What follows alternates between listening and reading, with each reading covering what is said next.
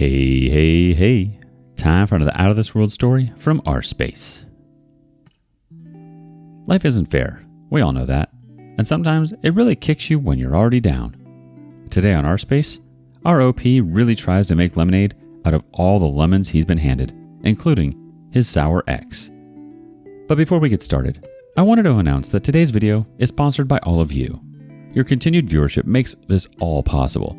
So, if you want to take your support further, consider becoming a channel member for $4.99 a month. You'll get access to some of these fun new emojis and badges when you comment, and we make it a priority to respond to each and every one of our members' comments. Overall, it's a great way to support the channel since we currently rely on YouTube ads for revenue, and even if you were to watch all the videos on our channel, it still wouldn't even amount to 1 month of your $4.99 membership support. Thank you again for your continued support of the channel. Now, back to the video. Wife left me when I got handicapped 12 years later, begs me for mercy. Hi, I'm Jason, male 47. I want to share my life incident here to get some advice. This goes back to 12 years ago when I was married to Susan, my first wife. I was married for 7 years with 2 children, Laura and Lucas. They were 5 and 3 then. We were leading a regular life until one fateful day. One morning when I was driving to my office, a speeding vehicle from the opposite direction rammed into my car. The next I remember waking up on a hospital bed, covered in bandages and plasters. The nurse informed me that I had woken up after 2 days in a coma. I held my doctor's hand and thanked him for saving my life. I was grateful for the new life, but little did I know about the disaster that was about to unfold. After a week of my treatment, my doctor informed me that my lower body was paralyzed and I might never be able to walk again. I was shattered. Susan broke down at this news. It was evidently difficult for her because she had to manage the house and the children in all aspects. I fell into depression, unable to comprehend my life in a wheelchair. I spent my days staring at the empty walls of my hospital rooms, cursing how my life turned upside down. I dreaded how I would never be able to play soccer with my children, how I would never be able to dance with my wife, and I would never be able to be free again. To add to my miserable life, Susan stopped visiting me. In the initial days of my stay, she brought the children thrice a week. The moments I spent with my family were the only ones I lived for, but as the days passed, her visits became scarce. I pleaded with her to get the children to visit me, but she would say that the children didn't want to meet me so often. I felt hopeless. Then one day, she handed me the divorce papers saying, "I definitely can't spend my life with a handicapped man. I'm still young and desirable. I deserve a normal man." I would be lying to say that I didn't sense that coming. I sniffed the upcoming separation when she started giving cold shoulders to me, but I didn't expect that to be so soon. A month after my accident, some of my friends informed me that they had seen Susan loitering around hand in hand with a middle-aged man, probably someone in his 50s, in the cafes and malls during the evenings and on weekends.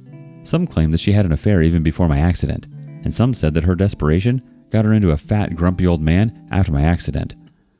It was barely 2 months after my accident. I was yet to be discharged and was handed divorce papers. I might be sounding calm while writing this, but I was none of it back then. I was flustered, devastated, and heartbroken. I was wheelchair-bound, destitute, and divorced with no income or savings. After paying for the EMIs, household expenses, and children's education, savings was off the radar. Luckily, I had the insurance that covered my hospital bills to an extent. I had to liquidate my savings for the remaining expenses. So, in the end, I was left with nothing. I wanted to yell, smack my head against the wall, and curse my fate. I don't know how I upheld myself back then, but something inside kept me sane, probably the fire of taking revenge. After being discharged, I shifted to my parents' house. I was 35, divorced, with no income, and dependent on my old mother physically and financially. My mother was a florist.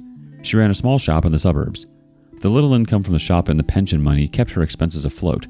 With that limited resources, she offered to support me. It was the most troubling feeling for a 35-year-old man to depend on a 60-year-old mother. Soon after my discharge, I went to meet my children. When I reached my house, it was locked. The neighbors told me Susan had shifted to her lover's house with the children. According to my neighbors, Susan's lover was a fat old man who had been divorced thrice, but was filthy rich and had no children. Some even labeled Susan a gold digger and cheapster to sleep with a grumpy old man for his fortune. I managed to get the address of her boyfriend and reached his house. When I reached Susan's new home, she didn't let me meet my children, saying that the children had already adjusted to her boyfriend and apparently called him daddy. She said that my sudden appearance would confuse them further. She threatened me with a restraining order when I insisted on meeting my children. I didn't have a penny to spend on a lawyer. I was surviving on my mother's meager income, so I backed off. It was less than 6 months after my accident and only a few months after my divorce. She was already living with a man. I felt disgusted. I asked her how she could abandon me and move on so quickly. Immature, I know. I was a helpless, wheelchair-bound father. What else could I do? I pleaded with her for at least one chance to prove my worth. She belittled me, saying that I was a cripple and a burden in her life. I asked her if she cheated on me before the divorce because our divorce was settled a month ago, and she was already living with her lover. She shooed me, saying it was not my business and that I should never show my ugly face to her. I kept staring at her, contemplating my 7 years of married life with that woman who replaced me with another man in a few months. I left the place with my teary eyes. I went back home, feeling defeated by the humiliation. I cried like a 5-year-old in front of my mother, who consoled me. She motivated me to take charge of my life. I was clueless about my life. I was directionless. To start with, I joined my mother in her shop. I helped her make bouquets, serve the customers, and clean the shop. Soon I realized that the business had a huge potential to grow, but my mother was too fragile to do it herself. I pulled out my old contacts to secure contracts with event management companies to supply flowers at the events. Gradually, I built a team and took contracts for venue decorations, and eventually launched my own event management company. It took me 12 long years to rebuild my life for myself. My mother had my back all the while. She supported me and motivated me to bounce back. A year after my accident, I learned Susan was leaving the city with my children and her lover. I rushed to the house to meet my children, but they had already left by the time I reached. Before that, I tried to reach out to my children multiple times, but Susan insulted me and chased me away every time. Susan had full custody of the children and could decide everything for them. Since I was physically and financially challenged, I could not contest joint custody. I couldn't challenge her restraining order because I was too broke to hire a lawyer. Whereas Susan had a wealthy boyfriend, Evan. I didn't know if he was already with her before my accident, and if not, how he suddenly appeared in Susan's life. All I knew was that he was a wealthy man with ample ancestral property. In the last 12 years, whenever I got any leads of my children, I traveled to meet them but failed every time. Susan threatened to get me arrested as her boyfriend had the money and contacts to get away with anything. By the way, that man didn't marry Susan even after 12 years, although they lived together. A year ago, I finally filed for joint custody. I was waiting eagerly for my event management business to get stabilized. I filed for custody and finally managed to get 15 days. They were flying next week to my house. Although Susan did her best to object to my plea in court, I hired a good lawyer who presented my case well, and I got 15 days. Besides, my children are grown-ups now, and they were asked if they wanted to meet me and affirmed a yes. I know I can't compensate for the lost 12 years, but I wish to spend quality time with my children. As the time is nearing, I'm feeling nervous and delighted at the same time. They are 17 and 15 now. I know teenagers are demanding these days. I hope that my children are not mean and toxic to the extreme. I don't know what stories Susan has told them in the last 12 years, and should I tell them the truth about their mother? I don't know. Do you guys have any suggestions on this? How do I approach them? I'm super nervous and super excited. Let's check with the community for a couple of comments. First comment goes, "Kudos, man. You stood against all odds. Good luck." The next comment says, "I'd suggest take it easy and go with the flow. See how the children behave with you. Let them bond with their granny. Granny's bond can help you win your children." One more comment before we go on. "Don't spill the beans too soon. You'd sound desperate. See what they have for you. I'm sure your ex would have manipulated the kids to the core, so be careful if they're evil." Wow, OP, this is awful. I'm so sorry this has all happened to you. In times like these, we really should be able to turn to our partners and family for support. I'm so sorry you weren't able to have that. You got through it on your own, and you are a strong and brave man despite the cards that were dealt to you. Thankfully, you came out alive and you do have the chance to see your children again. This is something to be grateful for. They do want to meet you, so that's a very good sign. Just be yourself and soak up every moment you can with them. Update 1. Hi all, I have quite an update. I missed 2 critical pieces of information in my original post. First, about my current wife, Amy. Yes, I remarried a beautiful woman 5 years ago. Amy is an interior designer. I met her at an event where she was designing the wedding venue, and we were providing the flowers. I was yet to start my own company at the time. It wasn't love at first sight, but we vibed well. We kept meeting for such events in the next few months and became friends. She was a single mother of a 3-year-old daughter. The idea of starting the event management company was hers because she worked for one of the companies for many years and had the contacts and knowledge of the business. I partnered with her to launch the business. We dated for a year before getting married. Now we live as a happy family of 4, Amy, her daughter, Mia, my mother, and I. Her daughter was delighted to get a granny, and so was my mother. The second information was regarding accident compensation. I was hit by a speeding truck, so ideally, I should have been compensated by the logistics company owning the truck. But at that time, the company got away with paying nothing by manipulating the facts about the accident and pinning the blame on me. I could not hire a good lawyer back then, so I didn't get a penny. You know how big companies work. They pay in bombs to their attorneys to save their backs. After my marriage with Amy, she suggested that I refile the case since we could afford a suitable lawyer. The case is still in court, but my lawyer has given us a positive hint that the judgment would come in our favor. Alright, coming back to my story. As I mentioned in my original post 3 months ago, my children were supposed to visit me after 12 years of my divorce. I was excited and nervous, but Amy calmed me down and supported me all this while. I went to pick them up from the airport. The elder one, Laura, is 15 now, and the younger one, Lucas, is 13. They have grown up to be beautiful and handsome teenagers. After the initial greetings, we ran short of conversations. It was awkward for all three of us. On our way to the house from the airport, I tried to break the ice and ask them about their school life and city. I deliberately skipped the conversations regarding their mother. They too didn't bring her up. The children were unusually silent, or maybe looking for an opportunity to plug into their earphones, like any other teenager. Upon reaching home, we were welcomed by Amy. The children looked shocked as if they didn't anticipate this coming. I don't know why Amy was a surprise to them. When her mother could live with another man within months of our divorce, why can't I remarry? Amy had set up the guest room for the children. We had lunch together, and Amy laid out the vacation itinerary we had planned for the family. They gave a neutral reaction to everything. Neither were they excited, nor did they dismiss the plan. Amy and I were confused by their mixed response. They locked themselves up in their room, and soon after that, I got a call from their mother, Susan, accusing me of tricking our children. She said I'd brought the children to my house so Amy and I could manipulate them. I felt disoriented by her behavior. She accused me of hiding the truth about my marriage. I wondered at her accusations. I hung up on her, but she persistently called me. I decided to address the elephant in the room. I called my children and asked them what was the matter. After the initial hesitance, they spoke up. They were mad at me because it was said to them that I had abandoned them. Susan had brainwashed the children against me and had filled their heads with all lies and deceit. I revealed to them the exact truth that it was not I. Their mother jumped to another man as soon as she got the opportunity. They were kids back then, yet they remember those incidents very well. I told them how Susan disappeared with them to the old man's house and how she had threatened and chased me away whenever I tried to contact them.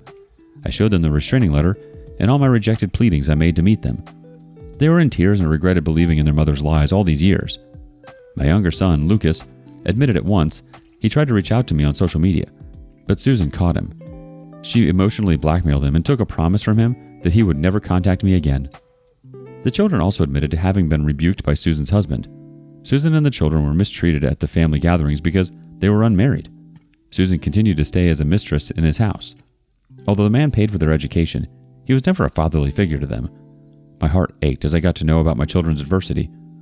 After all the truths came out, we hugged each other and cried our hearts out. We went for a week-long vacation in Florida and had a great time together. Laura and Lucas bonded with Amy and Mia, who is turning 8 this year. I couldn't be happier seeing all my family together. My children uploaded our group photos on social media, captioning them, "Happy Family." As soon as Susan saw those photographs, she called them up and berated them for their foolish behavior. She blamed them for betraying her by bonding with us. She texted me, threatening that she would not let me meet my children further if I did anything to turn them against her. I laughed at her hollow threats and continued with our vacation. After returning from the vacation, my children met with my relatives. My relatives happily hosted them, and I was delighted to see the old bonds rekindled. When they were about to leave, they promised to keep in touch despite Susan's threats. They said that they felt suffocated to live in that house, and they would move back with me once they completed high school. I hugged them and bid goodbye. After going back, they confronted Susan about her evilness, but she turned the table around me, accusing me of manipulating them against her. It's been a few months since they returned, but we talk regularly. I hope to have them back with me. I'll update you if anything develops. Thanks a lot. Wow. It must feel so good to have all of that on the table and to be absolutely transparent with your kids. That's something that their own mother couldn't even do. The fact that she threatened you to not turn them against her means that she's afraid of the consequences of her actions and is still unable to take responsibility for what she did all those years ago to you. Her lies meant that your children had to grow up without their father. Update 2. Hey all, I know it's been a long time since I've updated. There's been a lot of drama in the last 6 months after my first meeting with my children. 3 months ago, the impending court case with the logistics company got settled. Guess what? I got a hefty compensation, not only for the accident, but for the injustices in the first trial. I'm not sure if I mentioned this. In the initial trial, the logistics company, whose truck rammed into my car, manipulated the case and pinned the blame on me for the accident. Hence, I was not compensated at all. I appealed it again, at my wife's suggestion, and won this time. I gave the news to my children, and they were equally elated. They wanted to meet me, and I promised to have them back with me permanently. A month later, Susan showed up at my office. She held my hand and asked me for forgiveness. I was taken aback at her sudden sight. She admitted that after my accident, she turned desperate. She found that old man who wanted a sugar baby. I didn't know about all these terms until I Googled it on that day. The man had horrible experiences with a younger woman who ran away with his money after a few months. So he decided to settle with a not-so-young sugar girl, Susan, who was 32 back then. Susan had 2 children, which served as a guarantee of her loyalty. The man had stated clearly that he would not marry her and instead keep her as the mistress because he didn't want to share the inheritance with my children. Susan agreed to his terms because he promised to feed and fund their education. I asked her why she didn't get a job. She said she had never worked and was unsure if she could earn a similar lifestyle, which her lover gave her for free. She kept saying that she did everything to protect the children's future. She stood on her grounds, saying the children would have grown up in poverty if she didn't take that step. I got so annoyed at her nagging that I yelled at her, saying she could have at least given me a chance to bounce back.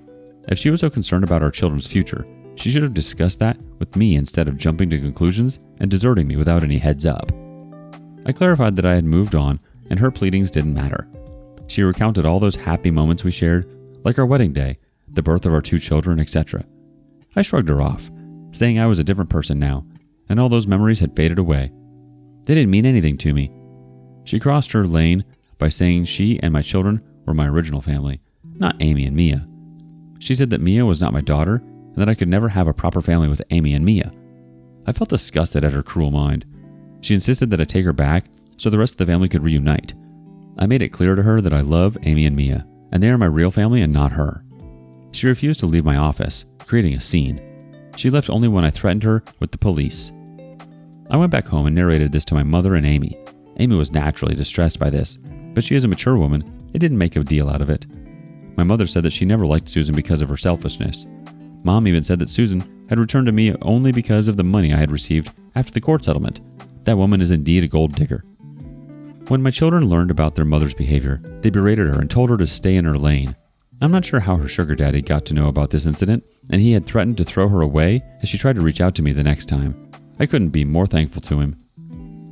The latest update is that my children are moving in with me this month. They would stay with us briefly before I put them in a nearby college. They wanted to enjoy their college life and stay at a hostel. I believe we should remain connected, but at the same time, give ourselves some space to know each other. The children have abandoned Susan, and in the end, she is left with nothing but her sugar daddy. I hope she gets to enjoy the sugar until it turns sour. Ha! Let's check with the community for some comments. First up, I love the way that you take a jab at her sugar daddy thing. Susan is a freeloader who jumped to the old man when she got the opportunity. Indeed, she was cheating on you before. She got the best she deserved at the end. Another commenter had this to say. Please pass me the lawyer's contact. I know someone who is stuck in a similar court case. I love the way you won all odds. Good luck, man. It's not surprising that she came back after you were compensated with a large sum and she lost her children.